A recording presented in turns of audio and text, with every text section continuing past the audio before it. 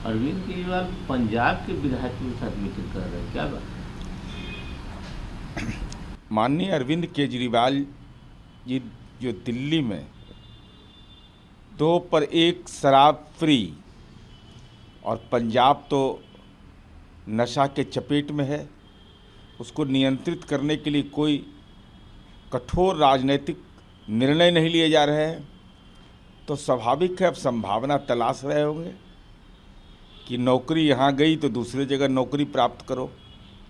आखिर पंजाब के माननीय विधायकों के साथ दल के दलीय आधार पर अगर आप बात कर रहे हैं तो कोई किसी को कोई चिंता नहीं है, लेकिन अगर पॉलिटिकली ट्रांसफ़र होना चाहते हैं तो ये तो चिंता का विषय पंजाब को होना चाहिए कि पंजाब में नशा एक महत्वपूर्ण चुनौती है।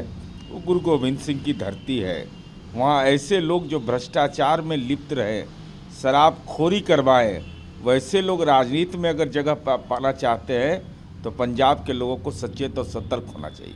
यही बात ही बोलते थे, पद की लालसा हमको नहीं होती। लालसा कहाँ गई? अरे थी पद के लालसा नहीं थी, महामंडलेश्वर है ही। इनका ही तो जेल से रह के सरकार चलाते हैं, जेल में रह करके मुख्यमंत्री का दायित्व तो इन्होंने संभाला।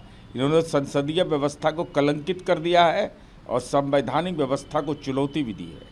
बीजेपी कह रही है कि हमारे जो मुख्यमंत्री दिल्ली के होंगे वो शीश महल में नहीं रहेंगे, जिसको अरविंद केजरीवाल ने बनाया। अब माननीय अरविंद केजरीवाल जी ने राजनीति में नैतिक मूल्यों का दावा किया था, लेकिन जिस ढंग से उसका राजनीतिक चीरहरण कर दिया, वो नई पीढ़ी के लिए तो एक संदेश ऐसा दिया है जिससे कि मन के अंदर में एक ऐसा भाव पैदा होता है कि राजनीति सेवा भाव के लिए नहीं, वही सुख भाव के लिए है।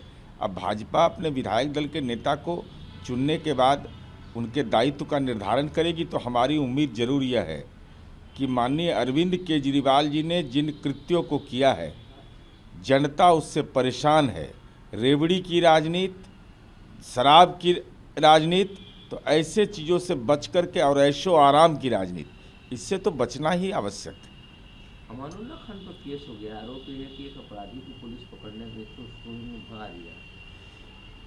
ये देखिए कानून का मसला है। अब अगर ऐसी कोई बात है तो कानून में यह किसी को अधिकार नहीं है कि अपराधी अगर अपराध करे और उसको पुलिस पकड़ने जाए तो कोई राजनीतिक हस्तक्षेप हो, यह तो कहीं से संभव सही प्रतीत नहीं होता है। हमारी उम्मीद है कि कानून अपना काम करेगा। अखिलेश बोलते हैं कि दिल्ली में जो बीजेपी के नेताओं ने वादा किया, क्या उत्तर प्रदेश में लागू करेंगे? क्या उनको किस बात की चिंता है? देखिए माननीय अखिलेश यादव जी, सच को स्वीकार करिए ना। देश के अंदर में संविधान है, केंद्र सरकार की गारंटी अलग होती है, राज्य सरकार का घोषणा पत्र अलग होता है।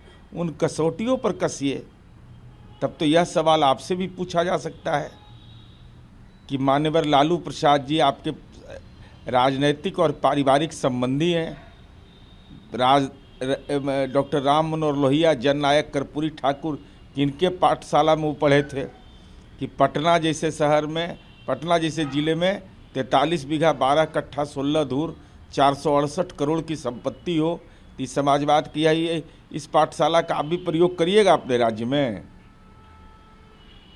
ये कैसा अलायंस है नीरज जी? ममता बनर्जी कह रही हैं कि 2026 का जो चुनाव बंगाल में होगा, कोई टाई अप कांग्रेस नहीं है, अकेले लड़ेंगे। नहीं, इंडी गठबंधन का कोई औचित्य नहीं है। ये अपने अपने स्वहित के लिए राजनीति करते हैं। अब तो ममता दीदी ने अगर यह कहा है तो कांग्रेस पार्टी सेकुलर है कि नहीं, सीपीआई सीपीएम वाले सेकुलर है कि नहीं, या ममता दीदी के सामने आप दंडवत हो गए? यह तो इंडी गठबंधन के घटक दल को विचार करना होगा।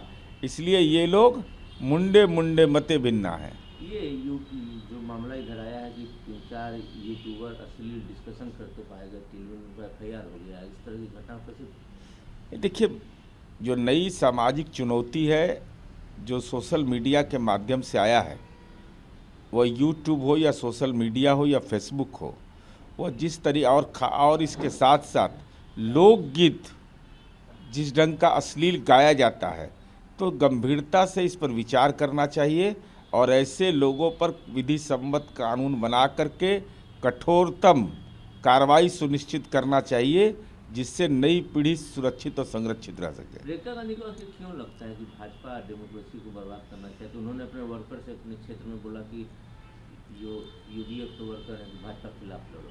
अब माननीय प्रियंका गांधी जी, डेमोक्रेसी खतरा में है तो आप केरल पहुंच गई वायनाड, डेमोक्रेसी खतरा में है तो आप पार्लियामेंट पहुंच गई, डेमोक्रेसी खतरा में है तो दिल्ली में विधानसभा चुनाव हार गई। अरे मूल विषय है कि आपका राजनीतिक जमीन खतरे में है, उसकी समीक्षा करिए।